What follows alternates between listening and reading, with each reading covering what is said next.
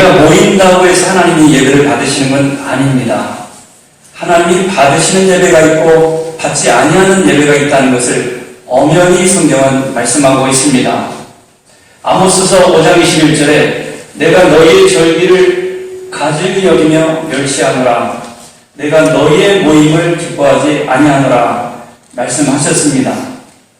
오늘 가인과 아벨이 하나님께 드렸으나 예배를 드렸으나 아벨의 예배는 받으시고 가인의 예배는 받지 않으셨습니다.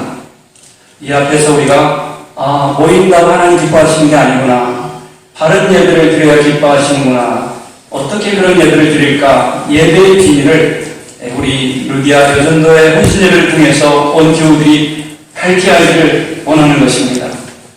예배는 하나님을 높이는 거죠. 하나님의 주권을 인정하는 것이죠. 하나님의 보좌, 우리를 다스리시고 개인과 가정과 교회와 역사의 주인 되시는 주님을 인정하는 것이죠. 환경을 바라보면서 요동치는 것이 아니라 하나님의 다스림을 굳게 믿고 인내하며 믿음으로 승리하는 삶을 우리가 예배자의 삶이라고 할 수가 있습니다. 오늘 창세기 4장의 첫 1절에는 아담이 타락한 후에 에덴 동산에서 쫓겨나 이제 부인과 동침하게 되어 아들을 낳게 되었습니다. 이름은 가인이었습니다. 우리 성경은 하와와 동침하여 가인을 낳으니 여호와로 말미암아 아들을 낳았다, 이렇게 번역을 했는데 원문을 참고하면 이렇게 번역이 됩니다. 가인을 낳았다, 아들인데 하나님을 낳았다, 여호와를 낳았다, 이렇게 됩니다. 가인을 낳았다는 가인을 할 때 을과 여호와로 말미암아라는 말미암아가 전치사가 똑같아요. 에트라는 전치사인데, 즉 가인을 낳았다, 여호와를 낳았다, 아들이다, 이런 뜻입니다. 그런데 이게 사람인데 여호와라는 말을 붙이기가 그래서 말미암아로 바꾼 겁니다. 왜 그랬을까요? 여기에는 비밀이 담겨 있습니다. 가인을 낳았는데 가인이 그 뱀의 머리를 밟을 메시아인 줄 알았던 거예요. 여호와, 하나님의 사람인 줄 알았던 거예요. 그래가지고 창세기 3장 15절에 보면 뱀은 여인의 후손의 발꿈치를 물을 것이고 여인의 후손은 뱀의 머리를 밟을 것이다 그랬기 때문에 곧 주님이 오시는 줄 알았어요. 그래서 보니까 아들을 낳았는데 이 후손은 남자입니다. 거기서 보니까 이 아들이 그 메시아인가 보다 하고 가인을 낳았다, 아들인데 여호와를 낳았다, 이렇게 원어에 기록을 한 것입니다. 그것을 우리가 번역할 때에 아니 사람을 여호와라고 할 수 없지 않습니까? 여호와로 말미암아라고 번역을 하게 된 겁니다. 다시 말해서 얼마나 가인에게 대한 기대가 컸는지 모른다 이겁니다. 바로 이 아이가 쫓겨난 에덴에 하나님의 축복을 받지 못하는, 하나님과 화해할 수 있는 그런 아들인가 보다, 그런 아들인가 보다, 하나님의 복을 받게 하는 화해의 아들인가 보다, 이렇게 생각했어요. 그러니까 한참 후에 오실 예수님 정도로 생각한 거예요, 가인을. 근데 왜 그걸 예배를 드렸는데 형편없는 사람이었어요. 우리 기준에 형편없는 게 아니라 하나님이 보시기에 하나님이 받지 않는 예배를 드렸다 이겁니다. 우리가 이 땅을 살아가면서 누가 하나님이 받으시는 사람인지는, 누가 하나님이 멸시하고 받지 않는 사람인지는 구분할 수가 없죠. 하나님만 아시죠. 다시 말해서 가인은 사람들의 주목을 받는 사람이었다는 말입니다. 저 사람은 반듯해, 저 사람은 하나님이 기뻐하시고, 그런데 하나님 뚜껑을 열어보니까 아니더라 이 말입니다. 여러분, 이 땅에서 우리가 도토리 키재기로 누구는 잘나고 누구는 부족하고 한 게 있지만 뚜껑은 열어봐야 합니다. 세상에 주목받던 가인이었지만 뚜껑을 열어보니 믿음이 없었어요. 저는 우리 루디아 여전도의 회원들과 삼성교회 성도님들이 그냥 겉으로만 드러나는, 겉으로만 기대받는 사람이 아니라 하나님 보시기에 하나님이 받으시는 사람 되시기를 주님의 이름으로 축원합니다. 겉모습을 너무 꾸미려고 하지 말고 속사람을 하나님의 은혜와 말씀으로 강건하게 하시기 바랍니다. 그래서 가인이 정말 메시아로 하나님과의 관계를 회복할 그런 위대한 구원자로 보았지만 가인은 그러지 못했습니다. 뒤이어 예배할 때 그 모습이 드러나게 됩니다. 하나님은 우리의 예배를 보고 아십니다. 그 사람이 믿음이 있는가 없는가를 아십니다. 이어서 동생이 태어나는데 아벨입니다. 아벨은 양치기 일고 가인은 농사짓는 사람입니다. 아마 장자에 대한 기대가 컸기 때문에 가인은 혈통이 장자요 또 농사라고 하는 당시에 아주 좋은 직업을 가지고 있는 사업이 번성하는 그런 사람이었습니다. 세월이 흘러서 소산이 생기고 가축이 커서 이제 하나님께 예배를 드리게 되었습니다. 가인은 소산의 제물을 하나님께 드렸고 아벨은 무엇을 드렸는지 사전에 눈여겨보겠습니다. 사전을 함께 읽겠습니다.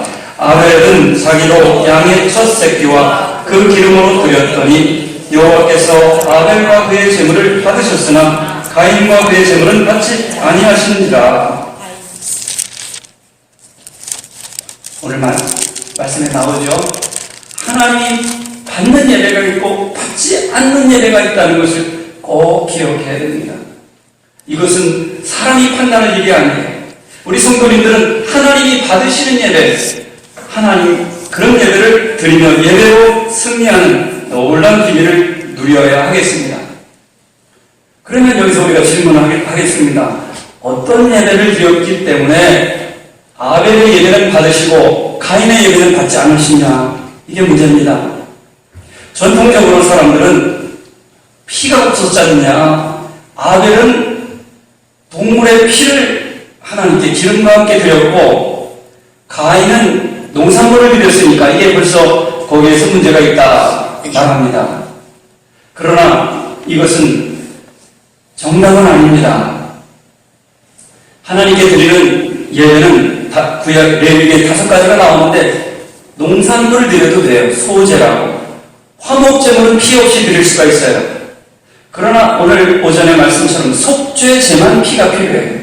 죄를 속하는 데만 피가 필요해요.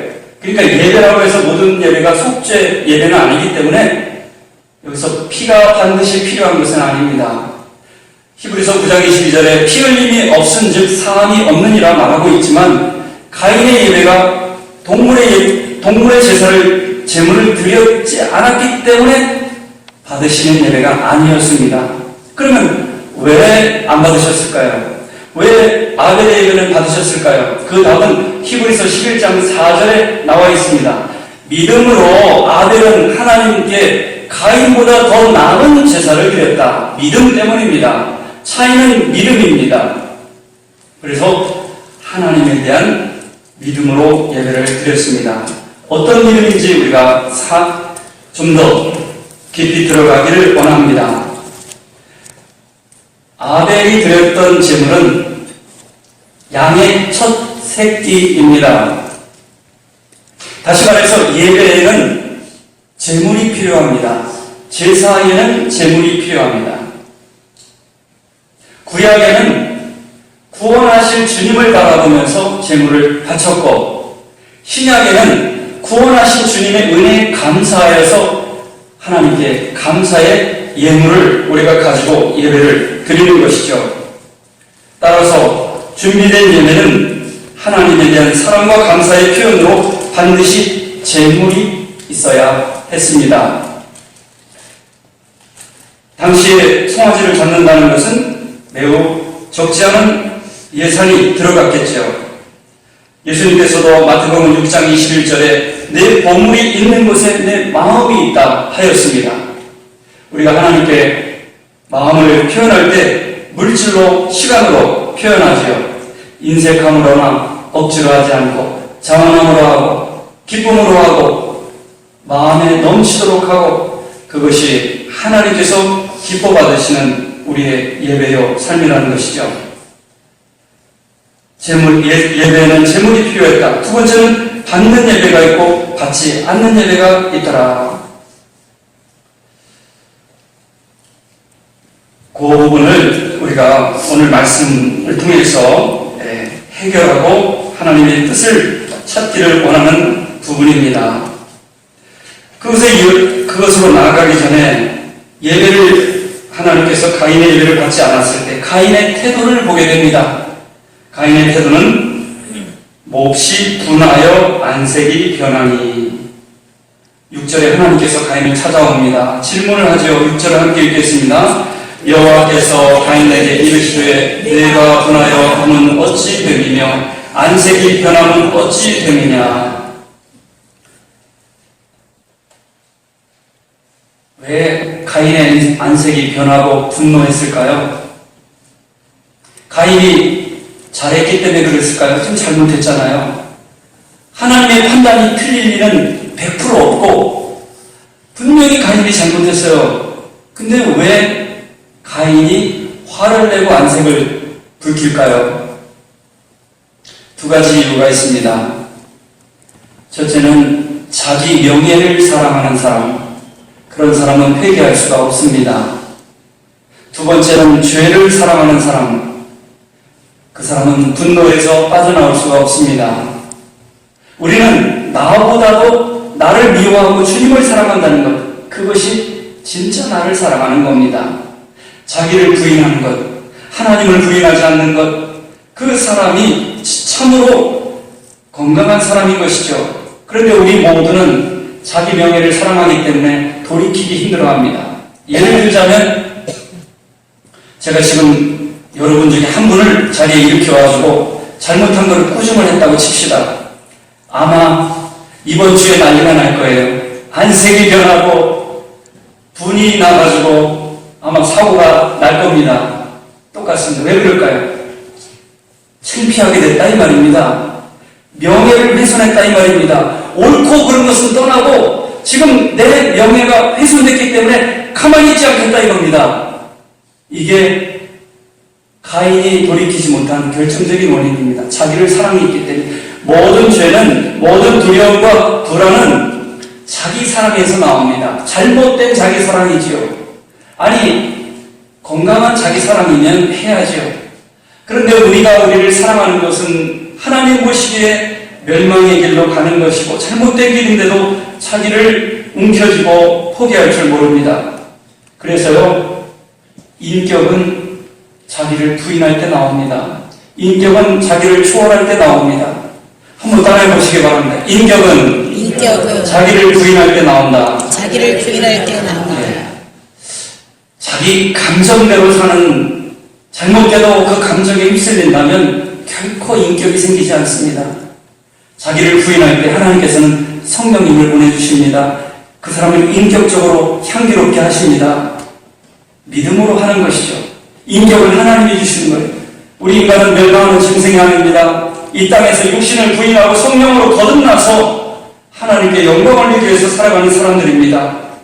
가인은 자기 명예를 사랑해서 자기가 창피를 당해서 그만 분노의 죄 가운데 빠지고 말았던 것입니다. 자기를 사랑하는 사람은 그 자기 명예가 훼손되었을 때 거절감을 느끼고 냉랭해지고 침체하게 되고 영적으로 메마르게 되고 분노 가운데 사로잡히게 되는 겁니다. 그래서 성경은 너의 분노를, 너의 죄가 네 앞에 있으니까 어떻게 해요?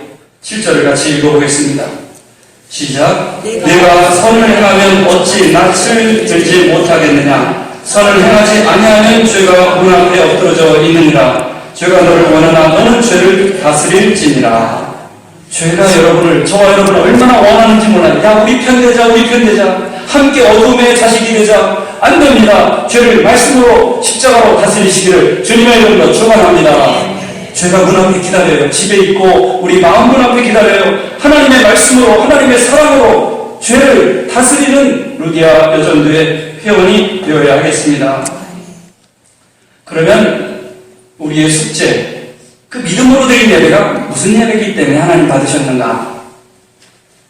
앞에서 말씀드렸지만 무엇을 드렸냐가 문제가 아닙니다. 농산물이냐 동물이냐가 문제가 아닙니다. 문제는 믿음으로 드린 겁니다. 이것은 두 사람이 예배를 드리는데 가인은 그냥 남이 예배드리니까 예배드린 거예요. 아벨은 왜 예배드리는지 알았던 사람입니다. 그리고 어떻게 예배드리는지 알았던 사람입니다. 중요한 것은 어떻게 예배드리냐 하는 겁니다. 그냥 남이 예배드리니까 온 게 아니었습니다. 예배의 목적이 있고 예배의 방법이 있고 하나님께 나가는 걸 분명히 알았던 사람입니다. 어떻게 알았을까요? 부모님이 예배하는 법, 왜 예배해야 되는지 그것을 분명히 알려주었습니다. 그리고 예배는 믿음으로 드려야 됩니다. 믿음은 말씀에 대한 믿음입니다. 말씀을 붙들고 예배를 드린 거예요. 믿음은 들음에서 나오고 들음은 하나님 그리스도의 말씀으로 말미암는데 말씀을 붙들고 기도한 예배를 드린 겁니다. 그 말씀은 하나님께서 우리를 사랑하시고 하나님께 나오는 하나님과 화해하는 방법에 대한 말씀이며 우리를 구원하시는 축복받는 방법, 그 축복의 길을 알려주는 말씀을 붙든 거예요. 아담과 하와가 하나님께 받은 말씀입니다. 그 말씀 중심에는 예수님이 들어있습니다. 그 말씀은 3장에 나옵니다. 3장 15절을 우리 함께 보겠습니다. 같이 읽겠습니다. 내가 너로 여자와 원수가 되게 하고 내 후손도 여자의 후손과 원수가 되게 하리니 여자의 후손은 내 머리를 상하게 할 것이요 너는 그의 발꿈치를 상하게 할 것이니라 하시고 아멘. 즉 예배드리는 목적이 장차 우리를 구원하실 여자의 후손 사단의 머리를 밟으실 승리하실 주님을 바라보며 예배했다는 것입니다. 그냥 남들이 예배하니까 우상숭배하듯이 다른 종교를 섬기듯이 예배한 게 아니라 말씀을 붙들고 예배했다는 것입니다. 아담과 하와 부모님이 알려준 말씀, 하나님께서 우리를 타락했는데 구원의 방법이 있는데 여전의 후손이 뱀의 머리를 밟을 그 후손을 약속의 말씀, 하나님의 약속, 성경 말씀을 붙들고 예배를 드렸던 것입니다. 믿음으로 예배를 드렸죠. 이 아벨의 예배는 두 가지 태도가 나타납니다. 첫째는 마음으로 드리는 예배였어요. 마음으로 드리는 예배, 겸손히 드렸습니다. 예배자의 태도는 겸손입니다. 우리 사람이 겸손해야 될 세 가지 이유가 있습니다. 첫째는 하나님은 창조주시고 주인이시고 우리는 피조물이기 때문입니다. 두 번째는 하나님은 거룩하시고 우리는 죄인이기 때문에 겸손할 수밖에 없습니다. 세 번째는 우리는 하나님의 무한 사랑과 용서와 은혜를 입었기 때문에 감사로 겸손으로 예배를 드리지 않을 수가 없는 것입니다. 피조물이기 때문에 죄인이기 때문에 성도이기 때문에 우리가 받은 은혜가 얼마나 큽니까? 죄 없으신 하나님의 아들 독생자를 아낌없이 나를 위해서 내어주신 그 주님의 생명으로 새롭게 된 그 은혜가 얼마나 크겠습니까? 평생을 하늘을 두루마리 삼고 바다를 먹물 삼아도 쓸 수 없는 다 기록할 수 없는 하나님의 사랑 아니겠습니까? 그 사랑을 받은 우리들은 한량없는 찬양과 겸손으로 하나님께 은혜 받은 자의 감사를 드리지 않을 수가 없는 것입니다. 우리는 피조물입니다. 인생은 우리 것이 아니에요. 주님의 것입니다. 이제 종년하고 예수님께서 입성하실 때 아무개 집에 대다리에 그 나귀를 좀 내가 쓰겠다고 하라. 예수님은 거기를 다니셨기 때문에 예수님이 누군지 알았거든요. 왜 우리 나귀를 풀어가느냐 물었을 때 예수님이 쓰시겠대. 아무 문제가 없습니다. 쓰시라고. 여러분, 주님께서 여러분의 시간을, 여러분의 물질을, 여러분의 재능을 쓰시겠다고 할 때 어떻게 하시겠습니까? 안 돼요. 지금은 안 돼요. 지금은 할 기분이 아닙니다. 주님 쓰시면 언제든지 쓰세요.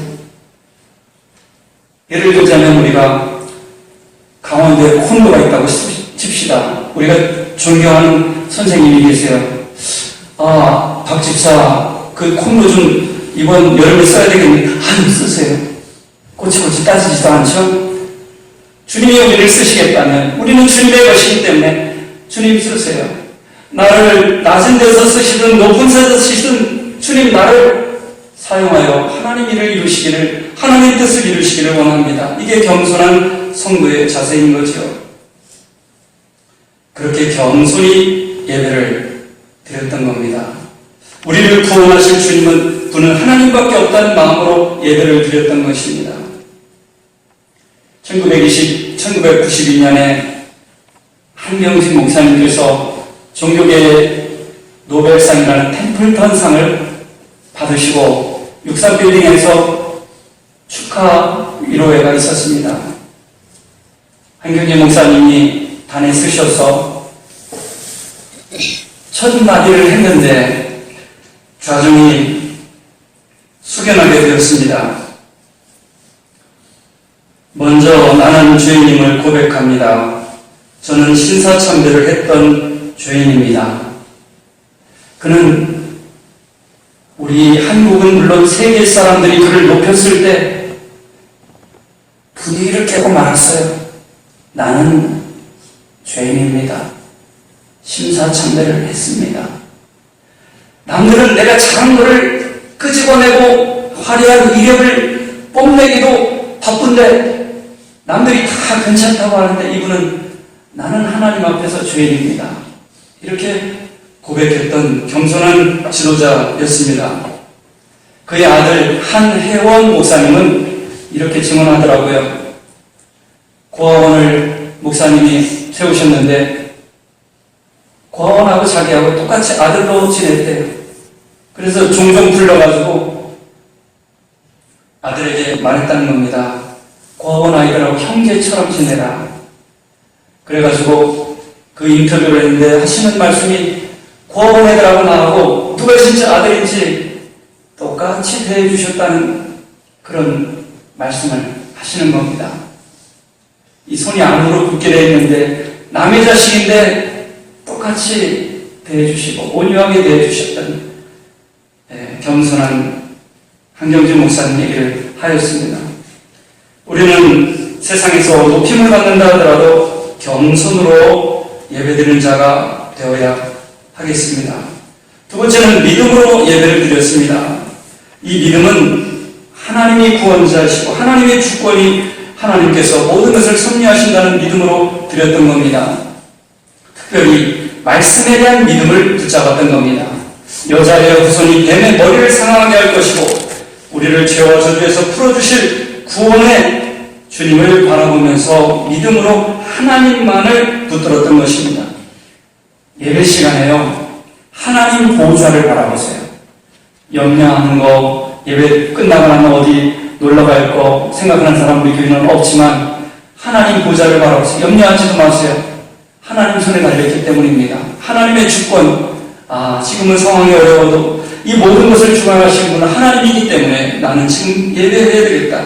예배에 전념해야 되겠다. 그런 마음으로 믿음으로 드렸던 것입니다. 말씀을 붙잡았던 것입니다. 로마서 8장 2절에는 그러므로 이제 그리스도 안에 있는 자에게는 결코 정죄함이 없느니라. 이는 생명의 성령의 법이 죄와 사망의 법에서 너를 해방하였음이라. 오늘 말씀에 구원받은 사람은, 예수님을 믿는 사람은 하나님께서 거룩함을 얻게 하셨습니다. 그리고 그 마음에 내 법을 마음에 두고 그 생각에 기록했다고 말하고 있습니다. 예배드리는 사람은 마음에 생명의 성령의 법을 가지고 있는 사람입니다. 그리고 말씀의 법을 가지고 있는 사람입니다. 그저 세상에 열심히 있는 종교로, 우상으로 예배하는 게 아닙니다. 신앙생활에 가장 중요한 두 가지는 우리를 사랑하시기 위해서 우리를 구원하신 성경의 복음의 원리를 성경적으로 밝히 알아가는 것입니다. 두 번째는 그것을 성령님께서 깨닫도록 적용할 수 있도록 간절히 기도하는 것입니다. 덮어놓고 난 안다고, 다 안다고, 잘 믿는다고 착각하면 안 됩니다. 아벨은 여인의 후손이 그 머리를 밟는다는 그 구원의 말씀, 약속의 말씀을 붙들고 예배드렸어요. 우리는 예배드릴 때 예수님의 십자가의 법, 생명의 성령의 법을 가지고 예배를 드려야 되는 겁니다. 예수님을 마음에 두지 않은 예배, 십자가가 없는 예배, 그것은 가인의 예배와 다를 것이 없습니다. 우리는 십자가의 법으로 죄사함을 받았습니다. 여전히 죄에 오염되어서 우리의 생각과 감정과 지식이 오염되어 있습니다. 그러나 생명의 성령이 법을 마음에 둘 때 그 법이 이 더러운 죄들을 씻어냅니다. 분노를 씻어냅니다. 죄를 다스립니다. 무엇이요? 하나님의 말씀이요. 성령의 법이 다스리는 겁니다. 여러분, 십자가 붙들지 않고 하나님의 사랑 붙들지 않고 하나님의 약속의 말씀 붙들지 않고 어떻게 죄를 다스립니까? 불가능합니다. 그 생명의 성령의 법을 가지고 생각에도 기록하시고 마음에도 두시기 위해서 말씀 읽고 묵상하고 쓰고 암송하는 겁니다. 로마서 8장 우리 초급, 중급, 고급으로 나눴는데 유재만 집사님이 전체를 안 하더라도 디모데후서를 암송하니까 너무 두 분 남자가 있네요. 우명준 집사님과 참 감사하고 은혜가 되었습니다. 우리 루디아 여전대 헌신예배인데 명목상 헌신예배인데 이번 2분기 성경 암송에 루디아 여전도회를 헌신하신다면 다 참여하시기 바랍니다. 말씀을 마음에 들고 뭔가 보여줘야 될 거 아닙니까? 하나님 말씀 두시면 죄를 다스릴 수가 있습니다. 그게 생명의 성령의 법이 되는 것입니다. 기록된 말씀, 선포된 말씀 붙드는 게 예배입니다. 예배 시간에 말씀 한 구절이라도 붙들고 한 단어라도 붙들고 가야 됩니다. 그게 하나님이 받으시는 예배가 되는 것입니다.